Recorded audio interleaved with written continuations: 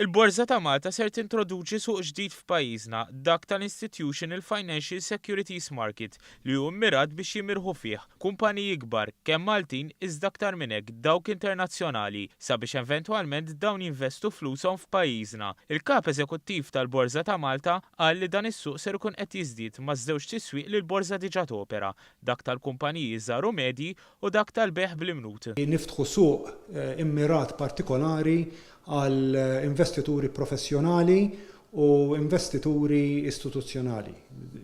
Ħadimna mar-regolatur daw l-aħħar xhur u għadna kif ingħatajna l-approvazzjoni mir-regolatur biex nistgħu niftħu dan is-suq.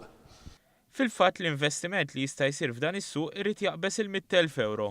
Li jinvestu fi instrumenti finanzjarji li huma komplessi għalhekk mhumiex immirati għall-investituri normali li sissa dejjem tajna l-faċilità tagħna bħala suq għalihom.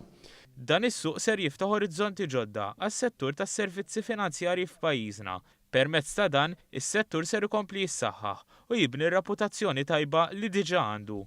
Swieq internazzjonali fejn dawn il-prodotti huma diġà offruti hija l-ewwel darba kif qed ngħidu u għalhekk qed intellaw il-borża issa fuq livell ġdid, fuq livell internazzjonali.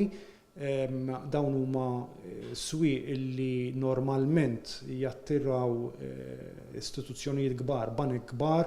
Dan qed isir bħala parti minn riforma li l-Borża ta' Malta għaddejja minnu u fil-fatt dan kien parti mill-pjan tagħha żvelat is-sena l-oħra.